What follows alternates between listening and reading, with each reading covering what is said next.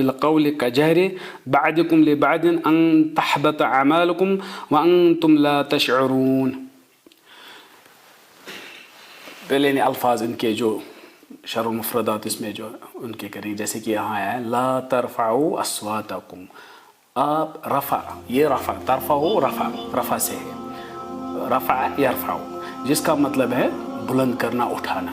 اور یہی الفاظ قرآن میں کافی جگہ، جیسے وَرَفَعْنَا لَكَ ذِكْرَكَ، وَرَفَعْنَا لَكَ ذِكْرَكَ، ہم نے آپ کے لیے کیا ذکر کو بلند کیا.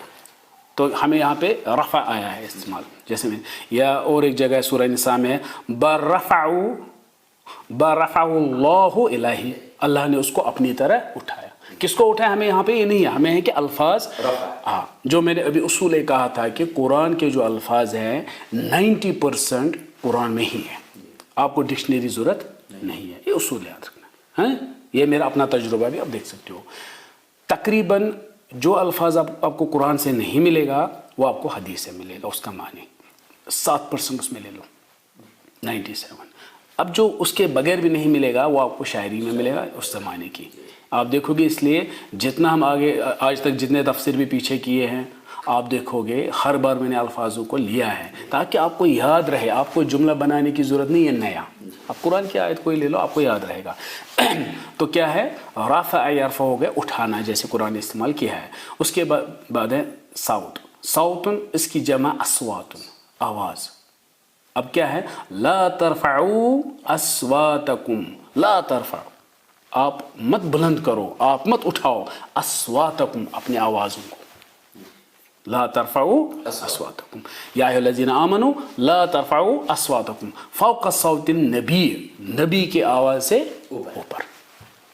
پھر آپ ترجمہ دیکھو کوئی، پھر آپ اس کو سمجھنا ضروری ہے.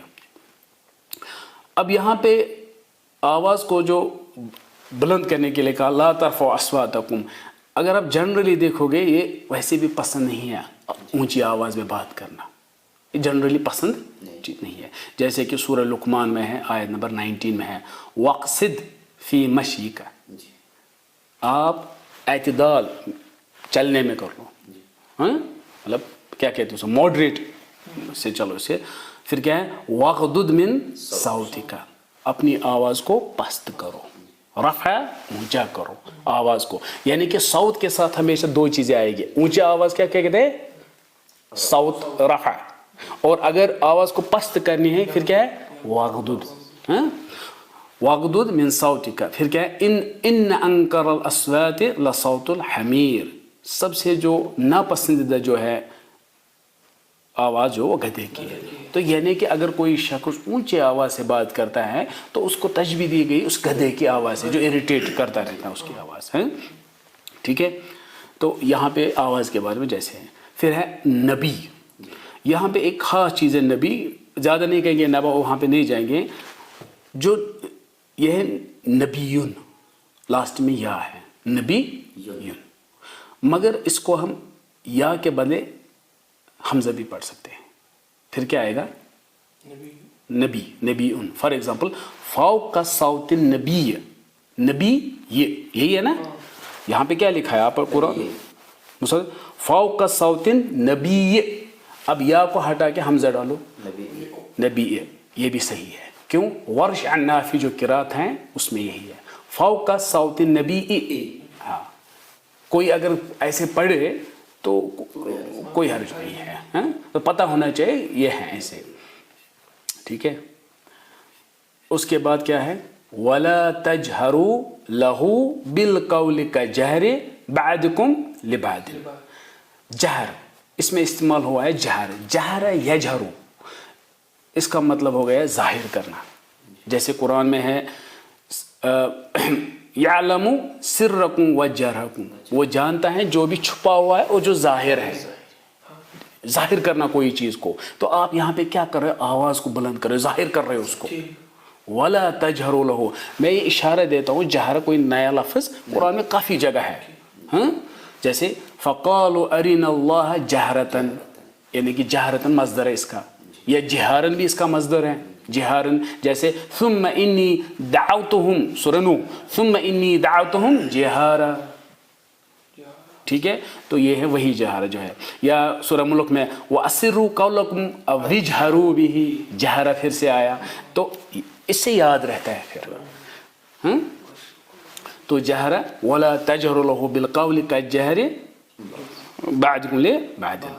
اب دیکھو یہاں پہ کہا وَلَا تَجْهَرُوا لَهُ, اور آپ مت کرو اس سے, رسول سے, کیا بقول بات, مگر اتنا ہی کہا ہے. اس کو الفاظ اس کو دیکھو, اس میں محذوف کچھ ہے, میں وہ بتانے والا ہوں, چھپا ہوا کچھ.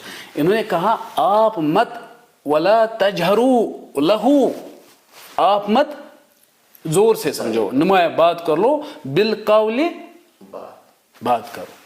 پھر کیسی ایک بات ہے وہ نہیں ہے, پھر کہا ہے جیسے آپس میں آپ کرتے ہو. ہونا چاہیے ولا تجہروا لہو بالقول جہرن. کون سی بات آپ کو سمجھ آئے؟ آپ جہرن والی بات, بالقول جہرن. پھر کیا ہے کجہر بعضکم لبعض, پوشیدہ یہاں پر جہر ہے. ہاں پوشیدہ یہاں پہ جہر ہے, ٹھیک ہے, محذوف. پھر کیا لکھا ہے ان تحبط اعمالکم, ایسا نہ ہو, تحبط یہ تحبط ہو گیا بیکار ہو جائے, گر جائے. تحبط اعمالکم, آپ کے اعمال, ایسا نہ ہو آپ کے اعمال تباہ ہو جائے. یہ سمجھ آیا؟ اس میں بھی آگے کچھ محذوف ہے. کیسے دیکھو, انہوں نے کہا پہلے آیت کیا ہے, یا ایھا الذین آمنوا لا ترفعوا اصواتکم فوق صوت النبی ولا تجہروا لہ بالقول جہرا, اس کے ساتھ زور سے آپ بات مت کرو جیسے آپ آپس میں کرتے ہو. زور سے بات کرنا آپس میں کوئی مسئلہ مگر رسول اللہ کے ساتھ نہیں کر سکتے, یہی بات ہے. ہاں ولا تجہروا لہ بالقول, محذوف کیا ہے جہرن. پھر کیا ہے کجہر بعضکم لبعض, پھر سے محذوف ہے, کیا ہے خشیت, محذوف ہے. سمجھ آیا؟ خشیت, اس ڈر سے, ایسا نہ ہو ان تحبط اعمالکم, آپ کے اعمال گر جائے. نہیں ہم یہاں پہ خشیت محذوف ہے. کیسے, میں آپ کو جملہ ایک بتاتا ہوں. میں آ کر یہ کہوں گا لم اترک الباب, میں نے دروازے کو نہیں کھٹکھٹایا, میں نے دروازے کو لم اترک الباب, کیوں؟ خشیت, اس ڈر سے, ان یستیقظ المریض, کہ مریض نہ اٹھے. یہی سیم ہے نا, ایسا نہ ہو. پھر سے آیا ان یستیقظ, یہاں پہ کیا ان تحبط, مصدر موال ہے, ان تحبط, تو یہاں پہ خشیت محذوف ہے. تو اصل میں کیا ہے اب ولا تجہروا لہ بالقول جہرا کجہر بعضکم لبعض خشیت ان تحبط اعمالکم, اس ڈر سے, آپ اس کا ڈر رکھو, کس چیز کا؟ اونچے آواز میں بات کرنے کی. ایسا نہ ہو کہ آپ کے اعمال, یہ ہے. پھر چونکہ ڈر ور ہٹا کے مینی وہی پھر سے نکلتا ہے. جیسے جو اردو میں کہتے ہیں نا ایسا نہ ہو, وہ خشیت کا مطلب دیتا ہے.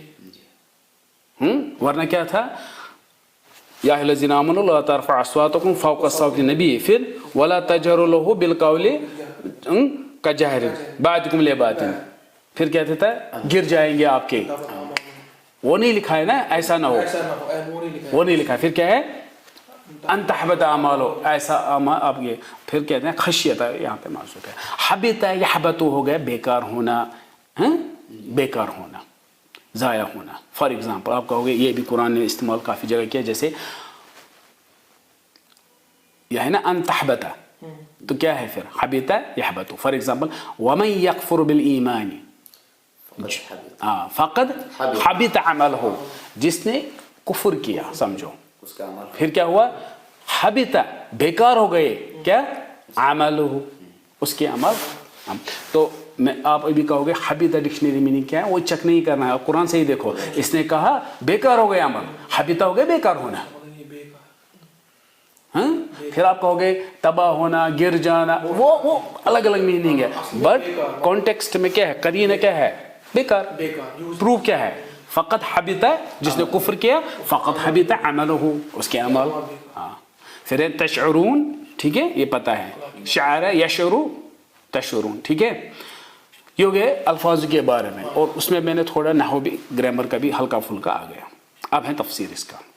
ٹھیک ہے، ٹپ مت وہ بور مت ہو گئے. تفسیر اس کا ہے یا ایھا الذین آمنوا لا ترفعوا اصواتکم فوق صوت النبی ولا تجہروا له بالقول کجہر بعضکم لبعض. آلریڈی میں نے صحیح بخاری حدیث نمبر 4367 میں کہا اس کا شان نزول جو آیت نمبر 1 میں کہا ہے، یہ بھی اسی کے ساتھ ہے. ان دونوں کا شان نزول وہی ہے جو میں نے آلریڈی کہا ہے. اس حدیث میں آپ دیکھو گے پہلے والی آیت کا ٹکڑا. اب جو حدیث نمبر 4845 صحیح بخاری کی ہے اس میں ہے یا ایھا الذین آمنوا لا ترفعوا، کیونکہ وہ میں ریپیٹ نہیں کروں گا جو آیت نمبر 1 میں ہے. اور اس میں جب عمر رضی اللہ عنہ اور ابو بکر کی آوازیں پھر تو میں ہو گئی، آوازیں بلند ہو گئی. جب آوازیں بلند ہو گئی تو آیت اتری آوازیں نیچے رکھو، کس کے؟ رسول کے سامنے، یہ مت کرو. تو یہ ہے. اور اس میں نے یہ بھی کہا سمجھو آپ ایسے استعمال کر سکتے ہو، ان کو ڈانٹ پڑی، آپ انہوں نے ایسے کہو کہ بدتمیزی کی عمر اور ابو بکر نے، بولو کوئی مسئلہ نہیں. کیونکہ میں نے اس وقت بھی یہی کہا اس میں زیادہ پریشانی کہ اللہ کرے ایسی ڈانٹ ہر ایک مسلمان کو ہو، کیونکہ ڈانٹ سے پہلے اللہ نے کہا اے مومنو یا ایھا الذین آمنو، پھر کہا. تو اس میں مسئلہ کچھ نہیں ہے. آپ سمجھ گئے؟ مسئلہ کچھ نہیں ہے. کبھی آپ جذباتی ہو جاؤ گے، انہوں نے اونچے لہجے میں بات کی اور ان کو ایسی ڈانٹ پڑی، کوئی مسئلہ نہیں، بولو کچھ بھی بولو، مگر پہلے ایمان کا. یہ ایسی بات ہے میرے بیٹے ایسے مت کیا کرو، تو وہی والی ڈانٹ تھی. جب بیٹا بہت بڑی غلطی بات کر اس وقت آپ نہیں کہو میرے بیٹے تو چل تھپڑ مارو گے. یہاں پہ وہ مسئلہ نہیں ہے، وہاں پہ میرے بیٹے جیسے ہے فیلنگ، یعنی کہ ہلکا سا کچھ کیا ہوگا.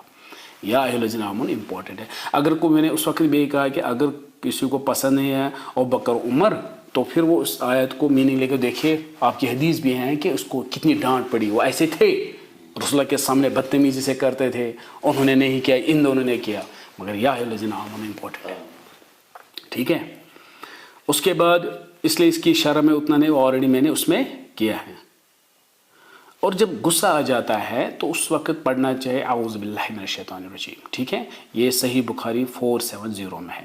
اور جب ان کو ڈانٹ پڑی، آیتیں نازل ہوئی ابو بکر اور عمر رضی اللہ عنہ کے لیے، عمر رضی اللہ عنہ نے پھر کبھی بھی محمد صلی اللہ علیہ وسلم کے ساتھ اونچے آواز میں بات نہیں کی.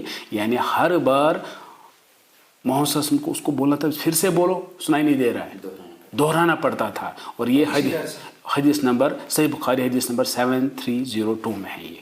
ٹھیک ہے، ہاں اسی ڈر سے کہ کیونکہ اس نے ایک بار ایسا کیا تھا. یہ اس کے بعد ہم دیکھیں گے